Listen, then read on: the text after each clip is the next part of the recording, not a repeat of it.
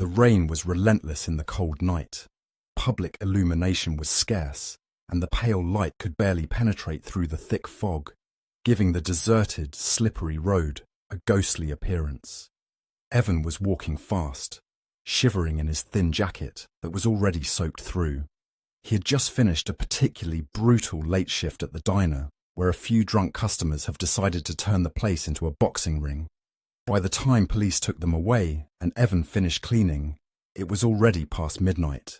All he wished for at this point was to get home, clean the puddle he knew would be on his floor thanks to the leaking rooftop of his building, change out of his wet clothes, and go to bed. Evan wiped the rain from his face with numb fingers, and then he saw him, a silhouette on the bridge, barely visible through the waves of fog that blanketed the city.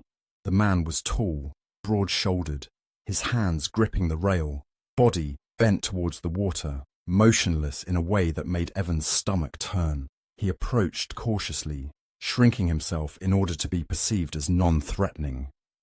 As he got closer, he could see the stranger's features more clearly. Dark hair plastered to his face by the wind and rain, sharp jaw, eyes fixed on the dark river water swirling and howling below, knuckles raw and bruised, blood pouring from a wound on his right temple, hard muscles tensed underneath wet clothes. "Hi there, are you all right?"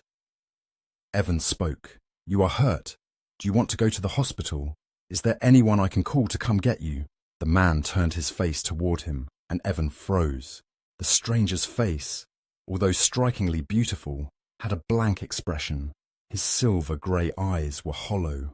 The wound on his right temple was dying, his face a dark crimson that the rain couldn't wash away fast enough, and his scent, sandalwood and fresh snow, was filling the space between them. "No hospitals," the man said. His voice, raspy and deep, vibrated in Evan's chest, sending shivers down his spine. "Okay, no hospitals," Evan replied, his voice a bit shaky. "But that head wound needs attending to. I can't just leave you like that." The man looked at him, not moving, not blinking, so still it was unnerving. "I'm Evan. I live just around the corner. You can come to my place if you want, and I'll try to help you take care of that wound." Evan couldn't believe the words that came out of his mouth. He never took strangers home. If anything, he avoided them like the plague. As an Omega living alone and working at a shady diner, he was very careful, trying to be as forgettable as possible, always hiding behind scent blockers. He couldn't afford expensive ones, so he used double stickers to suppress his scent. Inviting this man into his space was completely out of character for him. The man nodded slowly, then followed him. "I must be mad," Evan thought, stealing a glance at the man walking half a step behind him. He was moving silently, but his presence could not be overlooked. He commanded authority through every pore of his body. Evan lived in a tiny apartment at the top floor of an old building that looked more like a ruin than an inhabitable place. The stairs creaked loudly under their feet. You could hear neighbours arguing through the walls, children crying. It wasn't exactly an inviting atmosphere.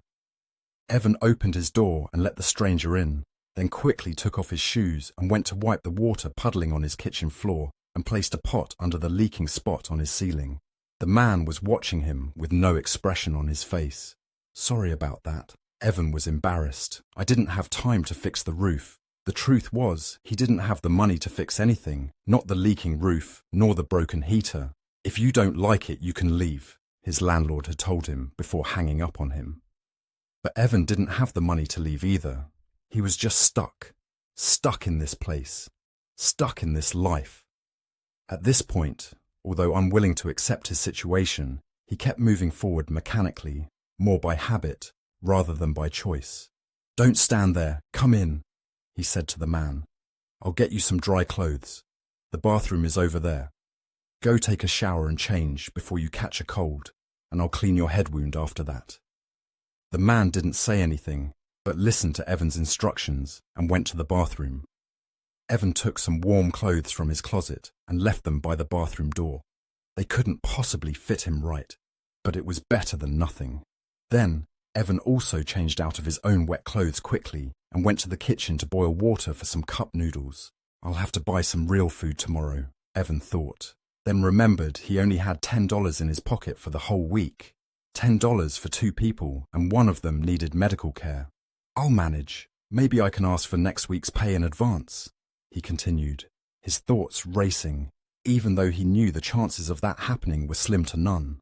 A door opened and closed behind him, then muffled steps. Evan turned around and looked at the stranger that was wearing his clothes and filling his space in a way he never imagined possible. The hoodie was tight over his chest and didn't cover his arms all the way. The pants were too short, exposing strong ankle bones and muscles, and the slippers were too small for his feet. Evan's heart fluttered wildly in his chest. Although a bit ridiculous, the outfit did nothing to diminish this man's attractiveness. He was undeniably handsome, and his scent slowly filled the room. Evan swallowed hard. "Sit." Evan gestured toward the couch. "Let me take a look at your wound." The man looked around at the small apartment, taking in every detail, from the mismatched furniture to the cracked window, the chipped coffee mug on the kitchen counter, and the steam coming out of the noodle cups. Then looked at Evan, really looked at him with that chilling silvery gaze. What he saw was a young man with messy hair, pale blue eyes, tired features, hands hardened from work, and an overall air of exhaustion that made him look older than his 20 years. But underneath it all, there was a stubbornness about him, the kind that makes you fight against all odds. The man sat down. Evan took his old first aid kit from a drawer, then started disinfecting the wound carefully. "This will hurt a bit," he said. The stranger didn't flinch. "What's your name?" Evan asked. "Simon." "Simon what?" A long pause followed. "I don't remember." Simon's voice came out small. "Do you remember what happened to you?" "No." Evan sighed. "Maybe we should call the police. They can help you find your family." "No police!" Simon grabbed Evan's wrist so tightly, Evan felt his bones cracking. His eyes were wild, face distorted, his whole body vibrating with barely contained violence. Evan felt his blood turn cold. "All right, have it your way. No police. Now let me finish and let's eat before the noodles turn cold." Simon relaxed his grip, the blank expression slowly returning on his face. Evan bandaged the wound, and they ate in silence. "You'll sleep in the bedroom," Evan said, while taking an extra blanket and pillow from his closet. "What about you?" Simon asked. "I'll take the couch," Evan replied, then fled the room. He needed to put space between them. Lying in the dark, on a lumpy couch that had definitely seen better days, Evan couldn't sleep. Simon's presence turned his life upside down, and Evan had only himself to blame for that. He slowly fell into a restless sleep. He woke up a few hours later, thirsty and disoriented. He got up to get water and immediately fell, tripping over something or someone. Simon was sleeping on the floor, by the couch. "What are you doing here?" "You smell good. It makes my headache go away." Evan's hand flew to his neck. During the night, the suppressor sticker had peeled off, and his orange blossom scent filled the room. Evan panicked. He felt completely exposed in front of this alpha. He immediately reached for his suppressants. "Don't!" Simon caught his hand and gently pulled him into a firm embrace. Evan found himself pressed against Simon's chest. It felt warm and intimate, the kind of connection Evan never dared to think about. Simon lowered his head and pressed his nose against Evan's scent gland, inhaling deeply. "Don't hide it. Let me stay like this," Simon pleaded. Evan couldn't move, even if he wished it. Enveloped in Simon's warmth and fresh sandalwood scent, he fell asleep once again, feeling safe for the first time in many years. Over the following weeks, they fell into a predictable routine. Evan went to work, then shopping for daily necessities. He even went to a thrift store and bought clothes for Simon. After coming home, he would cook, then spend time together, getting to know each other better. Simon's wound healed, his strength returned, the blank expression dissipated from his face. Evan started noticing improvements to his living conditions. Simon had fixed the leaking roof, changed a broken door handle, and kept the apartment clean. Every time Evan returned, He found Simon waiting for him with tender eyes and the kind of patience he never thought an alpha could possess. Their sleeping arrangements also changed. Since Simon kept sleeping on the floor next to his couch, Evan reluctantly decided to share a bed with him. He slowly got used to waking up in Simon's arms. The turning point came one night. Evan had another late shift at the diner, during which he noticed a man looking at him with an expression that sent chills down his spine. Even the man's scent was wrong. He smelled of vinegar and ill intent.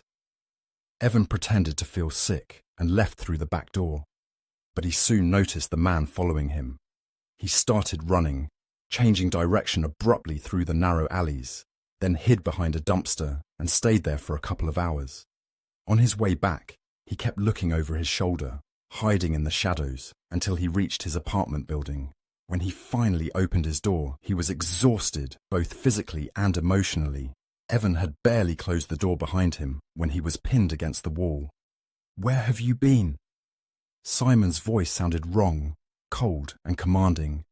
"Some creep followed me, so I took a detour." Simon's entire demeanor changed in an instant. His body tensed. His pheromones spiked aggressively, eyes sharp. His hand immediately went to his belt, in a gesture that showed he was used to carrying a gun. "What did he look like?" Simon asked. "Medium built, skinny, scar on his left cheek, one front tooth missing." Simon clenched his jaw. Then, as if remembering Evan was still there, he turned towards him. "Are you hurt?" "I'm fine." But Evan wasn't fine. He noticed every change, every gesture Simon made, and he was afraid, really afraid. This wasn't the man that had lived in his home for weeks. This was a dangerous predator, used to guns and violence. "Did I scare you?" Simon's gaze was fixed on Evan's slightly trembling body. "No. Don't lie to me. I can smell your fear."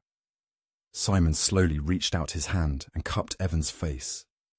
"I would never hurt you." Then he kissed him, slowly, thoroughly, taking his time.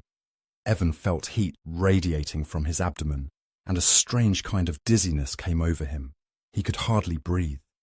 Simon held his waist with his other hand, gently supporting him.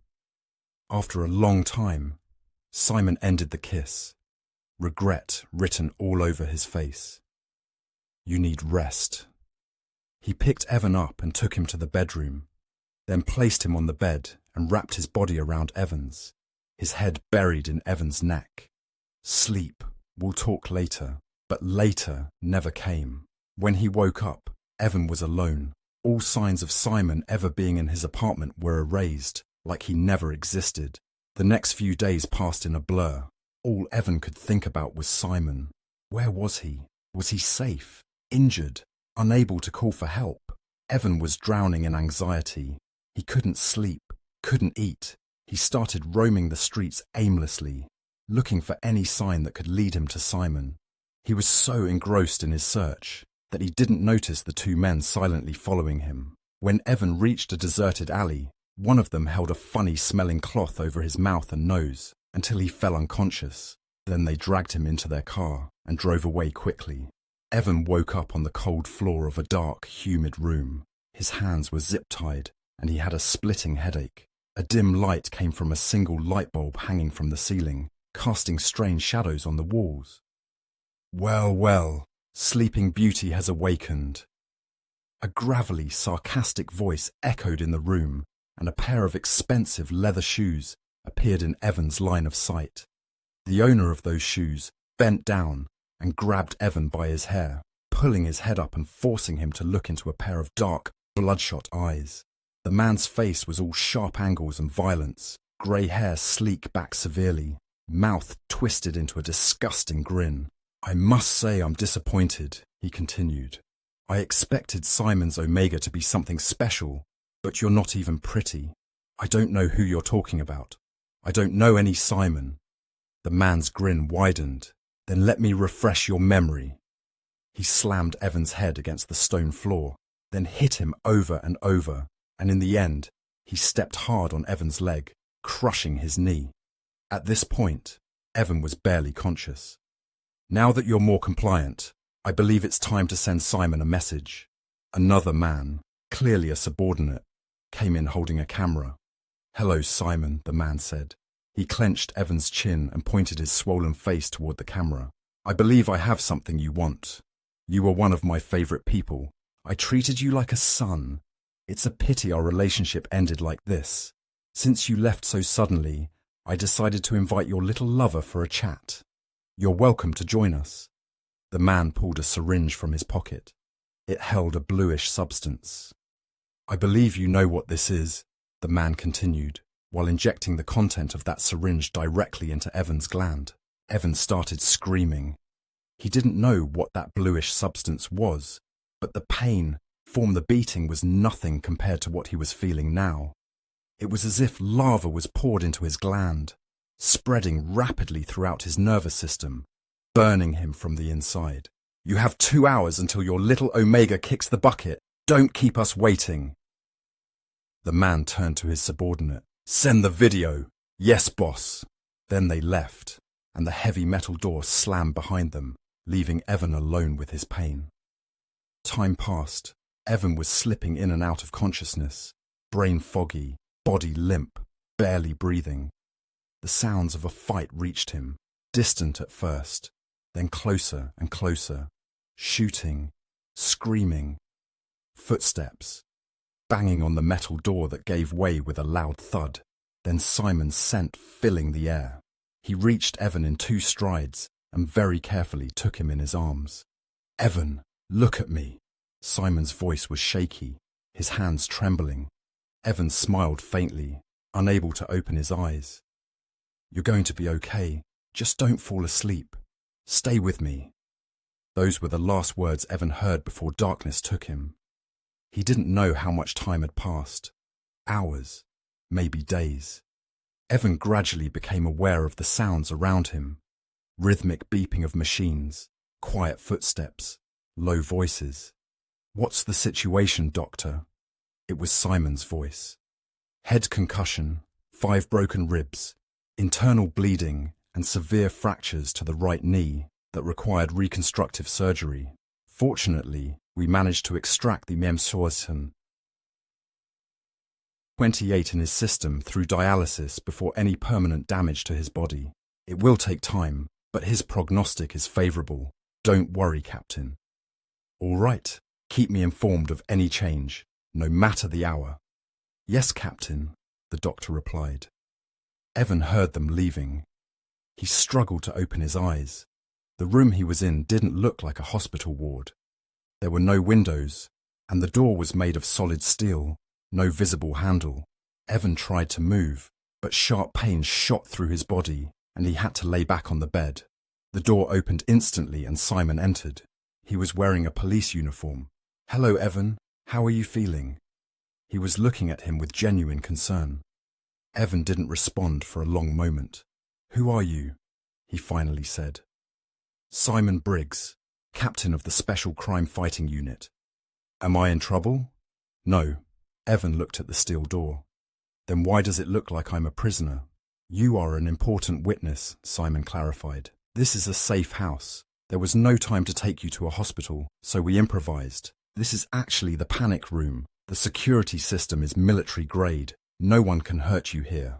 Simon took Evan's hand. I'll make sure no one will ever hurt you again. You already left me once. Evan kept a straight face, no emotion, just facts. He pulled his hand away. Pain flickered in Simon's eyes. Yes, I did. I'm sorry. For now, concentrate on healing and don't worry about the rest. We'll talk about everything slowly. And they did. Evan found out that Simon was working undercover in the Palazzo organization, investigating their growing underground developing of chemical compounds designed for mind control through neuron chemical binding or for interrogation purposes, such as the substance that was used on Evan. He also found out that Simon was betrayed by his partner, the scarred man who had followed Evan that night. His name was Owen, and he had been Simon's partner for 6 years before defecting and selling their secrets, putting everyone in the Special Crime Fighting Unit in grave danger. Simon was caught and injected with one of their experimental compounds before he could escape. He didn't know who he could trust, so he wandered the streets in a daze until Evan found him. "It made me act out my deepest fear," Simon said grimly. "You saved me that night. You anchored me in reality, took care of me, and hid me until I could recover." "You're afraid of water?" Evan asked. "Yes. I almost drowned when I was just a toddler. I worked through my fear. I learned to swim. I even won swimming competitions. But the fear is still there." Simon smiled bitterly. "No matter what I do, I can't shake it completely. It's my weakness." "You are not weak," Evan said firmly. "You are human, and you fought against it with all you had. That takes courage and willpower." Simon thought about it for a long moment. "I thought I failed," he whispered. "I couldn't save myself. I needed a frightened Omega to pull me back from the edge." "You didn't fail. You accepted help when offered. That takes courage too." Their conversations continued over the following weeks. Evan was slowly getting better, and he started physical therapy. He gave his statement regarding the events of his kidnapping and was scheduled to testify in court against the Palazzo members. He also grew closer and closer to Simon, so much so that when the time came for Evan to leave the medical facility he was now in, Simon took him to his own place. Their feelings also grew stronger. One evening, while enjoying the quiet sunset from the back porch, Simon turned toward Evan. "Do you remember the night Owen followed you?" Evan didn't reply. "I think about it constantly. I sometimes even dream about it. Your scent, your taste, the way you trembled in my arms. It just felt right." "May I kiss you again?" Evan looked at Simon. His eyes were bright and honest, openly displaying the desire burning in his soul. Evan reached out his hand and gently caressed Simon's cheekbone. Then his fingers slid down along his jawline, neck and collarbone and settled over Simon's heart. A moment later, Evan leaned forward and kissed Simon himself. This was the beginning of their first night together. It was gentle but passionate and perfect in every way. By morning, the bond between them was complete. Sandalwood and orange blossom blended together, two hearts beating in unison. The end.